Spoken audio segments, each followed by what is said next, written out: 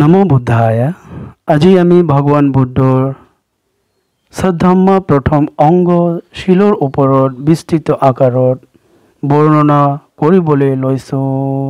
নমো তাস্সা ভগৱতো অৰহতো সাম্মা সম্বুদ্ধাস্সা। নমো তাস্সা ভগৱতো অৰহতো সাম্মা সম্বুদ্ধাস্সা। নমো তাস্সা ভগৱতো অৰহতো সাম্মা সম্বুদ্ধাস্সা।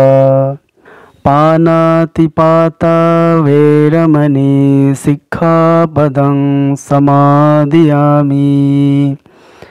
आज से मैं प्राणी हत्या से दूर रहूँगा, ये शिक्षा को पालन करूँगा। आदिन्नदान वैरमणि सिक्खापदं समादियामि। आज से मैं चोरी से दूर रहूँगा, ये शिक्षा को पालन करूँगा। कामेषु मिच्छाचारा वैरमणि सिक्खापदं समादियामि। आज से मैं व्यभिचार से दूर रहूँगा, ये शिक्षा को पालन करूँगा। मुसावादा वैरमणि सिक्खापदं समादियामि।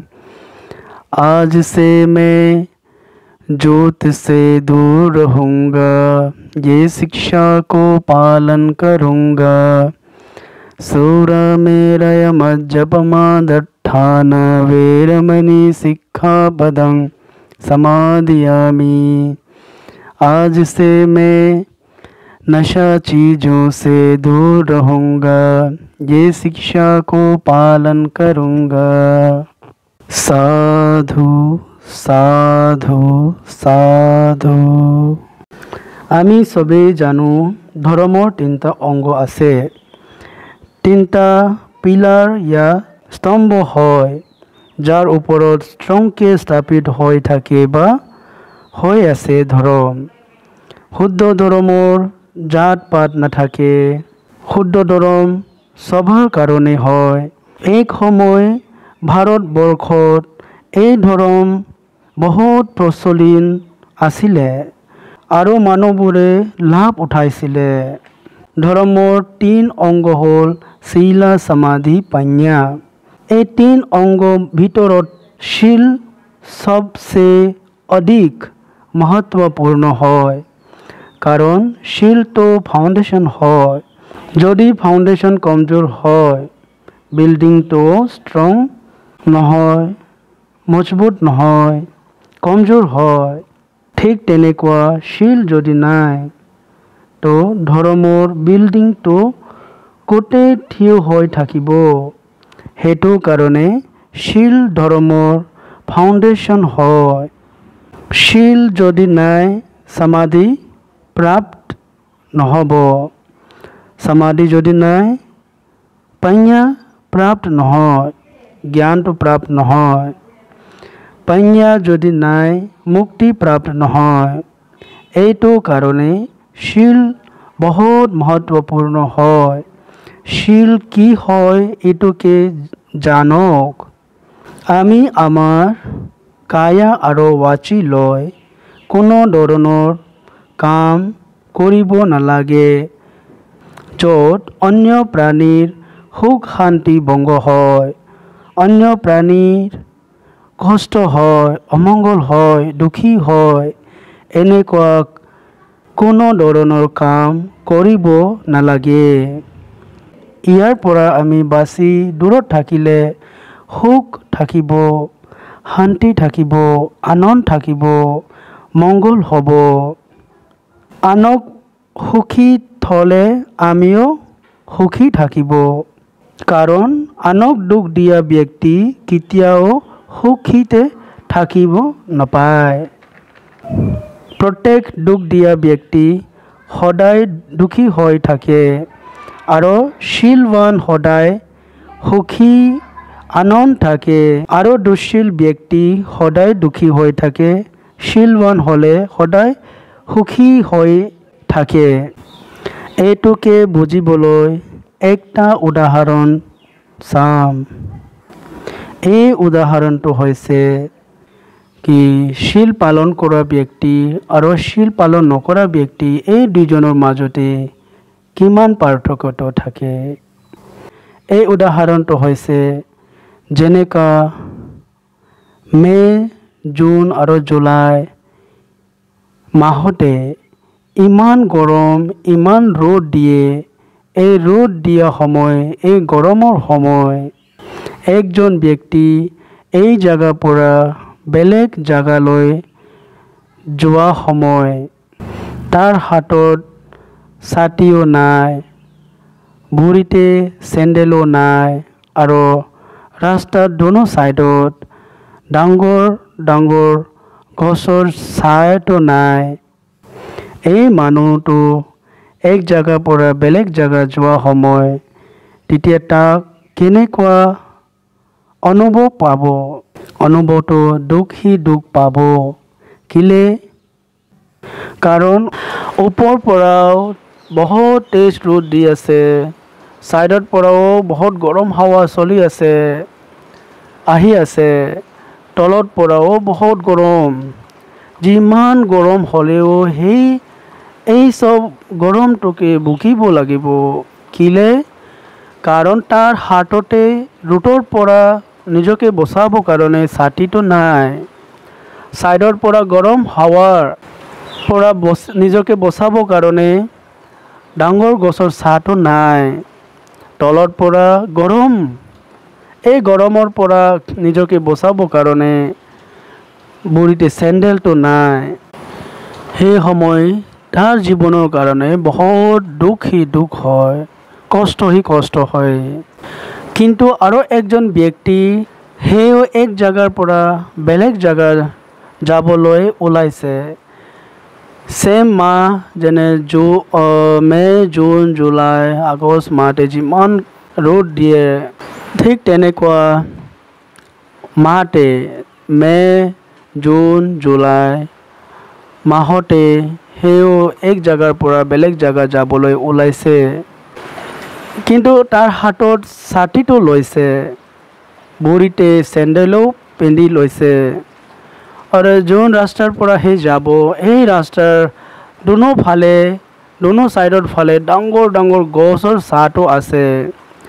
এই ব্যক্তিটো এক জাগাৰ পৰা বেলেগ জাগা যোৱা সময় ওপৰৰ পৰা যিমান তেজ ৰ'দ দিলেও সেই ৰ'দৰ পৰা নিজকে বচাবৰ কাৰণে ছাতিটো আছে। ছাইডৰ পৰা যিমান তেজ গৰমৰ হাৱা আহিলেও গৰম হাৱাৰ পৰা বচাবৰ কাৰণে ছাইডতে ডাঙৰ ডাঙৰ গছৰ ছাঁটো আছে। তলতে গৰমৰ পৰা বচাবৰ কাৰণে তাৰ ভৰিতে চেণ্ডেল আছে। তাৰ মানে এই ব্যক্তিৰ খোজ কঢ়া সময়, এক জাগাৰ পৰা বেলেগ জাগা যোৱা সময় কষ্টটো নাই। ৰ'দৰ পৰাও বাচে, ছাইডৰ পৰা গৰম হাৱাৰ পৰাও বাচে, তলত গৰমৰ পৰাও বাচে। জীৱনটো খোজ কঢ়া সময়, যোৱা সময় দুখ নাই। এই কাহিনীতে প্ৰথম ব্যক্তিটো কেনেকুৱা আছিলে? এই কাহিনীতে প্ৰথম ব্যক্তিৰ এক জাগাৰ বেলেগ জাগা যোৱা সময় তাৰ হাতত ছাতিও লৈ যোৱা নাই, ভৰিতে চেণ্ডেলো পিন্ধিখিনি লৈ যোৱা নাই আৰু যোন ৰাস্তা দি গৈ আছে এই ৰাস্তাৰ দুনো ছাইডৰ পৰা ডাঙৰ গছৰ ছাঁটো নাই। সেইটো কাৰণে তাৰ জীৱনতে যিমান গৰম, চব গৰমটোকে ভুগিব লাগিছে, কষ্টটো পাইছে, বহুত তাকলিফ হৈছে। ঠিক প্ৰথম ব্যক্তিৰ নিচিনা শিল পালন যোনে নকৰে, এই শিল পালন নকৰা ব্যক্তিৰ জীৱনতেও ৰক্ষাটো নাপায়, প্ৰটেক্টটো নহয়। যিমান কষ্ট, যিমান দুখ, যিমান অমংগল, যিমান অশান্তি প্ৰব্লেমছ আহিলে সেই ডাইৰেক্টলি ফেচ কৰিব লাগে, ডাইৰেক্টলি সেই ভুগিব লাগে।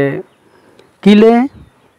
তাৰ হাতত শিলৰ ছাতিটো নাই কি এই চব প্ৰব্লেমছ অমংগল অশান্তি দুখৰ পৰা নিজকে বচাবৰ কাৰণে আৰু যিমান বি এই চব আহিলে এই চবৰ পৰা প্ৰব্লেমছ অমংগলৰ পৰা বচাবৰ কাৰণে ডাঙৰ ডাঙৰ গছৰ ছাঁটো নাই আৰু যিমান বি এই চব অমংগল প্ৰব্লেমছ অশান্তি দুখ আহিলে নিজকে বচাব নোৱাৰে কাৰণ তাৰ ভৰিতে চেণ্ডেলটো নাই সেইটো কাৰণে শীল পালন নকৰা ব্যক্তিৰ জীৱনতে সদায়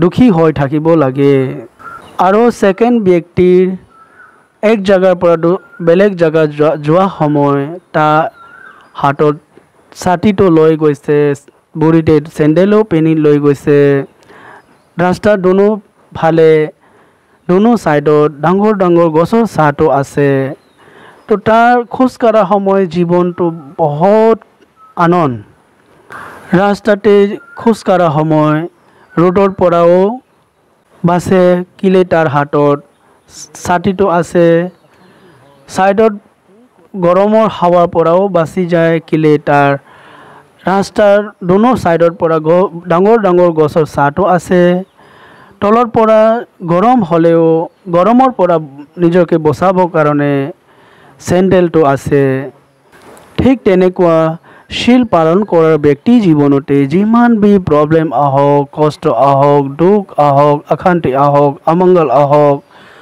সেই নিজকে ভালকৈ সেই ৰক্ষা কৰিব পাৰে নিজৰ হাতৰ যোনটো শিলৰ ছাতিৰ লগতে ছাইডতে ডাঙৰ ডাঙৰ শিলৰ গছৰ ছাঁ লগতে আৰু শিলৰ চেণ্ডেল লগতে এই চব প্ৰব্লেমছ অমংগল অশান্তি দুখৰ পৰা প্ৰব্লেমছ পৰা সেই নিজকে এই শীলটো প্ৰটেক্ট কৰে এইটো কাৰণে ভাবক জানক কিলে আমি শীলটোকে পালন কৰিব লাগে আখিৰ মনুষ্য এক সামাজিক প্ৰাণী হয় সমাজত বহুত মানুহৰ লগতে থাকে পৰিয়াল লগতে থাকে তো এই সবকে সুখ শান্তিতে থাকিব লাগে যদি আমি এনেকুৱা কামটো কৰে যে আমাৰ কামৰ কাৰণে আনৰ সুখ শান্তি ভংগ হয়